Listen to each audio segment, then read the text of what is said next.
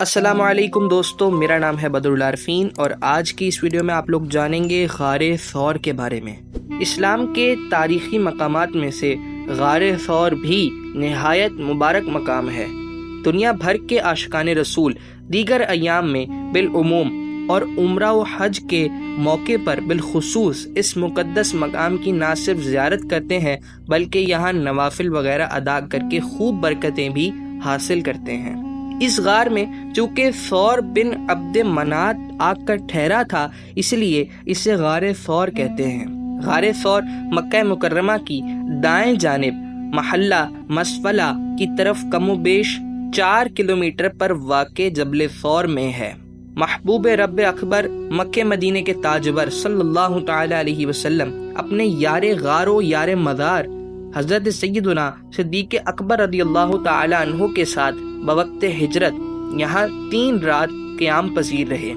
جب دشمن تلاش کرتے ہوئے غار ثور کے منہ پر آ پہنچے تو حضرت سیدنا صدیق اکبر رضی اللہ تعالی عنہ غمزدہ ہو گئے اور عرض کی، یا رسول اللہ صلی اللہ علیہ وسلم، دشمن اتنے قریب آ چکے ہیں کہ اگر وہ اپنے قدموں کی طرف نظر ڈالیں گے تو ہمیں دیکھ لیں گے۔ سرکار نامدار صلی اللہ تعالی علیہ وسلم نے انہیں تسلی دیتے ہوئے فرمایا، غم نہ کھا، بے شک اللہ ہمارے ساتھ ہے۔ سرکار علیہ الصلوۃ والسلام یکم ربیع الاول جمعرات کی رات کو مکہ مکرمہ سے نکل کر غار ثور میں مقیم ہوئے۔ 3 راتیں یعنی جمعہ، ہفتہ اور اتوار کی راتیں غار میں قیام فرمایا۔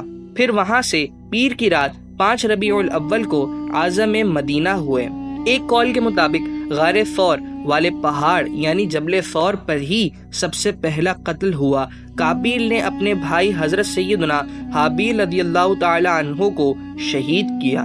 جبل ثور کی بلندی 759 میٹرز ہے، یعنی یہ پہاڑ جبل احد سے 120 میٹر زیادہ اونچا ہے۔ جبل ثور کی چوٹی کا رقبہ تقریباً 30 مربع میٹر ہے۔ غار ثور کی لمبائی 18 بالشت اور چوڑائی 11 بالشت ہے۔ غار ثور سطح سمندر سے تقریباً 748 میٹرز بلند ہے۔ اس کا چھوٹا دہانہ تقریباً نصف میٹر کھلا ہوا ہے، جبکہ غار میں کھڑے ہوں تو سر چھت سے لگتا ہے۔ جب رب تعالیٰ نے کوہ طور پر تجلی فرمائی تو وہ ٹکڑے ٹکڑے ہو گیا اور ان ٹکڑوں میں سے ایک ٹکڑا جبل ثور بھی ہے۔ حکیم الامت مفتی احمد یار خان نعیمی رحمۃ اللہ تعالی علیہ غار ثور کی حیت کے متعلق فرماتے ہیں، اس غار کے 2 دروازے ہیں۔ کفار اس دروازے پر پہنچے جس سے حضور داخل ہوئے تھے۔ اس دروازے کی لمبائی 1 ہاتھ ہے، چوڑائی صرف 1 بالشت۔ یہ فقیر اس غار شریف سے نکلتے وقت دروازے میں پھنس گیا تھا۔ رگڑ سے کچھ سر کے بال اڑ گئے۔ وہاں پہلے بہت سوراخ تھے مگر اب کوئی سوراخ نہیں ہے۔ اندر 6-7 آدمیوں کے بیٹھنے کی جگہ ہے۔